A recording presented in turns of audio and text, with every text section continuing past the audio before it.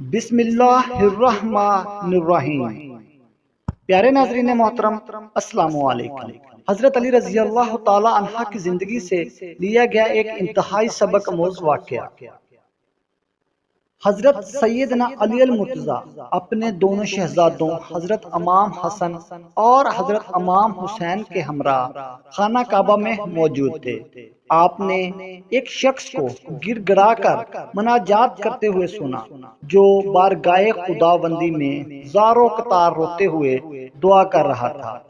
حضرت سیدنا علی المرتضی نے اس شخص کو اپنے پاس بلایا تو وہ شخص رینگتا ہوا آپ کے پاس حاضر ہوا۔ آپ نے اس سے اس کا قصہ دریافت کیا تو اس شخص نے بتایا، اے امیر المومنین، میں بڑی بے باکی کے ساتھ دن رات گناہ کرتا تھا اور میرا باپ نہایت صالح شخص تھا، وہ مجھے گناہوں سے روکتا تھا۔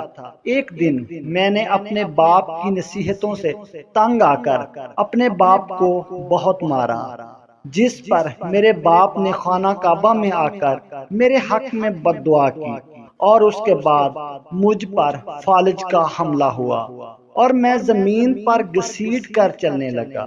میں نے اپنے باپ سے رو رو کر معافی مانگی تو انہوں نے مجھے معاف کر دیا اور کہا کہ حرم کعبہ چلو، میں وہاں جا کر تمہارے حق میں دعا کرتا ہوں، اللہ تعالیٰ تمہیں صحت کاملہ عطا فرمائے۔ چنانچہ میں اپنے باپ کے ہمراہ خانہ کعبہ کے لیے روانہ ہوا، جہاں رستے میں میرا باپ اونٹنی سے گر کر مر گیا۔ اب میں تنہا خانہ کعبہ میں اپنی صحت یابی کے لیے اللہ تعالیٰ کے حضور دعائیں مانگتا ہوں۔ آپ نے اس شخص کی بات سننے کے بعد کہا، اگر تمہارا باپ تجھ سے خوش ہو گیا ہو تو اللہ تعالیٰ بھی تم سے راضی ہو گیا ہے۔ اس شخص نے قسم کھا کر کہا کہ میرا باپ مجھ سے خوش ہو گیا تھا۔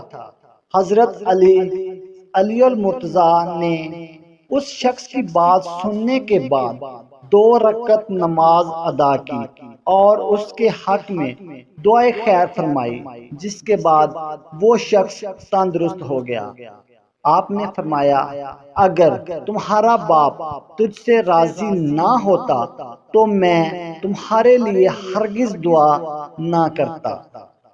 ناظرین محترم، اگر ہماری ویڈیو پسند آئی ہو تو پلیز ویڈیو کو لائک کر دیں اور چینل کو سبسکرائب کر لیں۔